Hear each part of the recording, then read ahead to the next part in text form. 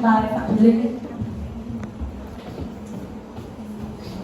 So we have already explored into the theoretical framework, and now let's move to another real-world case study. But at this time, we will focus on a developing country, which is Thailand, at the 1997 currency crisis.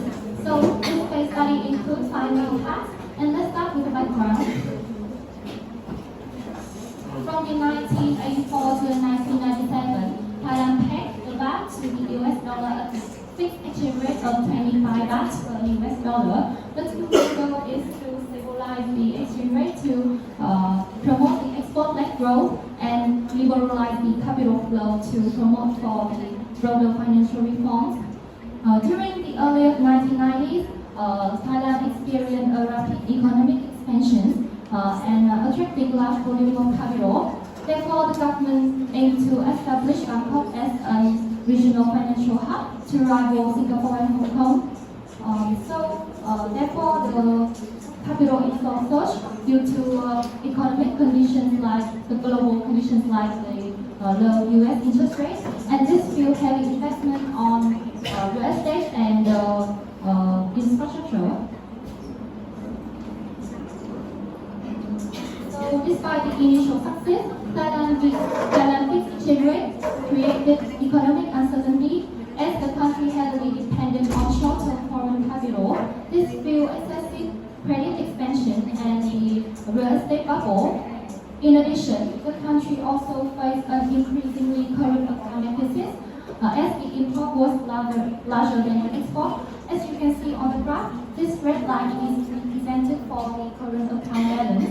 So it is clear that the current account of Thailand was deficit until the 1996, making the baht overvalued, and the banking sector also became fragile due to excessive lending, increasing level of non-performing loans.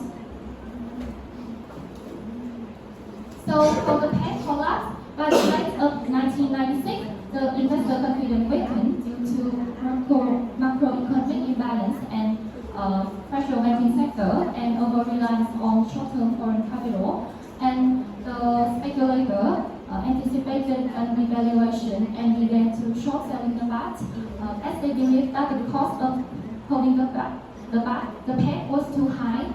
And in defense, the Bank of Thailand tried to use the reserve to buy the baht and increase the interest rate to attract capital inflow.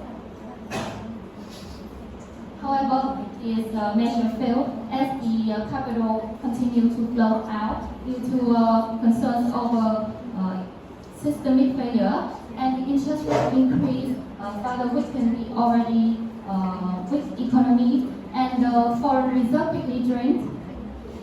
So this factor made the economy susceptible to a crisis.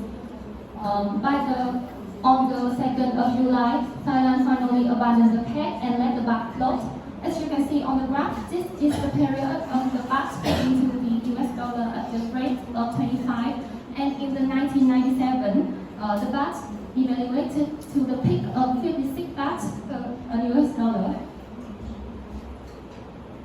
So this crisis fits the second generation crisis model and fall into the third zone of the cost and benefit of pegging framework. Here the recession is significant and the peg is not credible. So the investor confidence is important. As the confidence weakens, the speculative pressure increases, triggering capital flight and fear of evaluations. And therefore, this reflects the self-fulfilling nature of multiple equilibria, where the fear of collapse drives the collapse itself.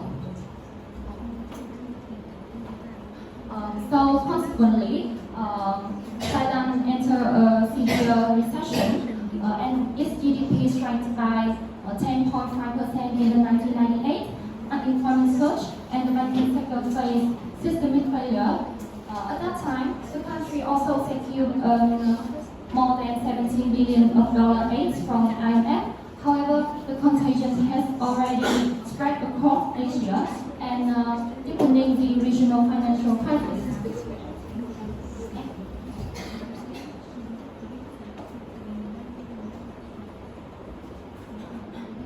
So what can we learn from this case study?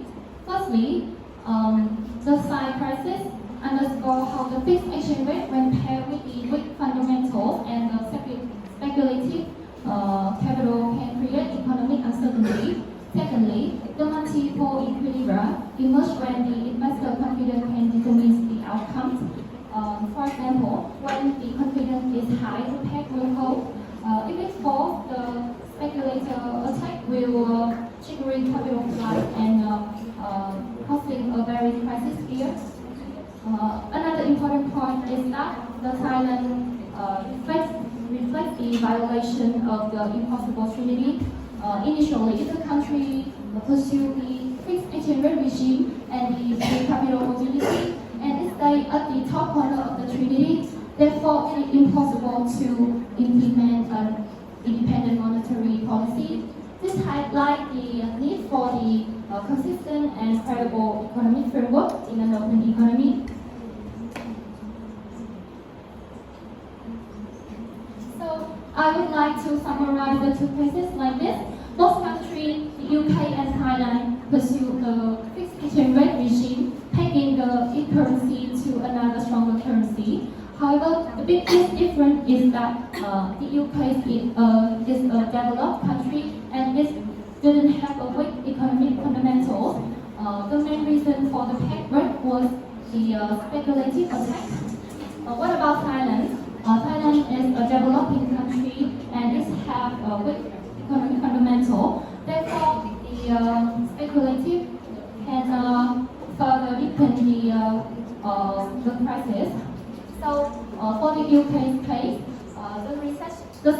the peg rate at the second zone when the government can choose between the break the peg or maintain it because the government considered the cost of holding the peg was too high, so it decided to break the peg at the second zone. About Thailand, as the government continued to delay the policy response, so the country had no other choice but to give up the peg at the third zone. So let's move to a final part, which is conclusion and discussion presented by Kumai.